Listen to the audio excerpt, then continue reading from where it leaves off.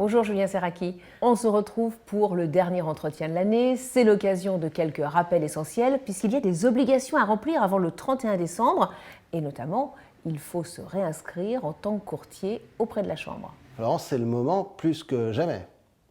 Je rappelle que la réforme du courtage, elle entre en vigueur au 1er janvier 2023 pour tous les professionnels et que pour se réinscrire à l'ORIAS, il va falloir faire partie d'une association professionnelle agréée par l'ACPR. Alors, être adhérent de la Chambre, ce n'est pas suffisant. Il faut se réinscrire à la Chambre pour ses activités de courtier IAS ou IOB. Pour vous aider, la Chambre a créé un outil qui est disponible sur l'espace privé de chaque adhérent. Ça prend quelques minutes, moi je l'ai fait pour mon cabinet et en plus c'est gratuit. Donc pour les derniers qui n'ont pas encore fait leur inscription à la Chambre, je rappelle que pas de réinscription à la Chambre, pas de réinscription à l'ORIAS, pas de réinscription à l'ORIAS, plus de commission. Plus que quelques jours aussi pour valider ces heures de formation.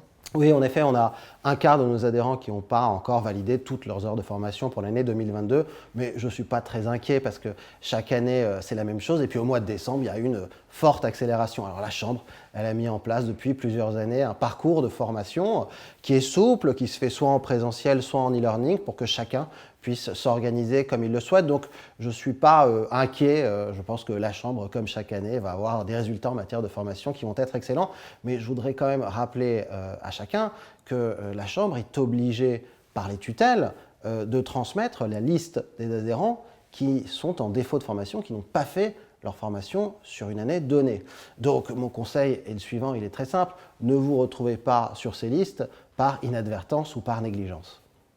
Et en 2023, on doit se préoccuper davantage du développement durable puisqu'une nouvelle réglementation européenne arrive. Alors la Chambre, elle n'a pas attendu l'Europe pour prendre en compte la durabilité.